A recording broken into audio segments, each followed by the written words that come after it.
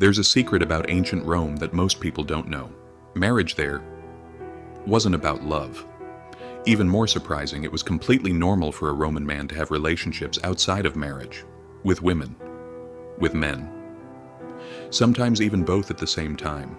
But the most shocking part isn't even that. Some of Rome's most powerful emperors had relationships that would be hard to believe today. And some of these stories are really dark. In ancient Rome, marriage was very different from what we think today. Nowadays, people usually marry someone they love. In Rome, that wasn't the case. Back then, marriage was more like an arrangement between families. Wealthy families married off their children to form political and economic alliances. In short, marriage often meant power and politics, not love. That's why it wasn't strange for a Roman man to have affairs outside marriage. In fact, it was often considered normal. Many men had short-term relationships with courtesans or long-term lovers outside marriage. But it wasn't just about women. It was also common for Roman men to have romantic or sexual relationships with other men. The reason? Romans didn't label people as gay, straight, or bisexual the way we do today. What mattered was who held the power in the relationship.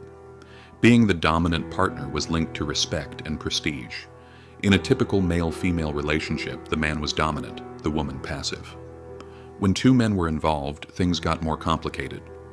Usually one had to take the passive role, which could carry social stigma for adult men. But not always, especially if the younger partner was still a teenager. One type of relationship was called pederasty. An older man would form a close bond with a young boy. But it wasn't just romance.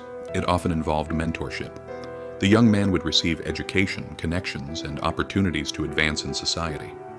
Today this may seem strange, but for the Roman elite, it was a normal part of a young man's transition to adulthood. Even Rome's most powerful men often had both male and female lovers, and interestingly, this wasn't always considered cheating. Partly because it was practical. Childbirth was very dangerous. Women risked dying during delivery. Some men had affairs to protect their wives from these risks. In a strange way, it was a kind of ancient birth control. But Roman rules didn't apply to everyone. For example, Julius Caesar was rumored to prefer a more passive role in some of his relationships.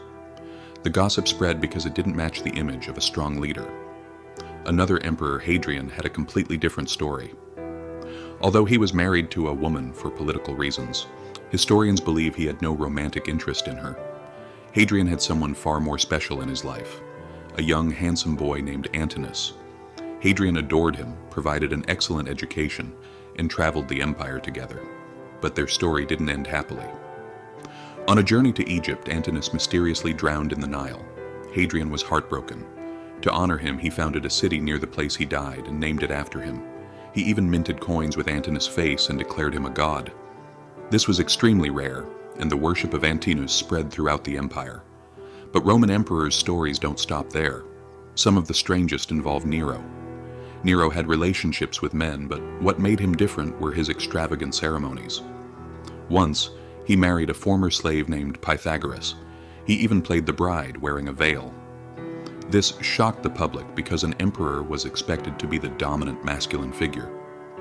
Later, Nero married another young male slave, Sporus. This time, he took the masculine role to satisfy public expectations. But some of Nero's actions were truly dark. To show dominance in the relationship, he had Sporus castrated, a cruel act purely for control and image. There are other disturbing stories about Nero, too. One of the most infamous claims is that he had an incestuous relationship with his mother, Agrippina the Younger. This appears mainly in the works of Suetonius and cautiously in Tacitus, though modern historians largely regard it as a political fabrication. Another dark figure was Emperor Tiberius. Tiberius is notorious for how he treated young boys. He spent his later years in luxury villas on Capri Island, where young boys were brought as servants and often used for his sexual desires. Some stories may be exaggerated, but the truth is, absolute power in Rome allowed men to control and abuse other people's lives. And these stories show that ancient Rome was far more complex, dark, and shocking than most of us imagine.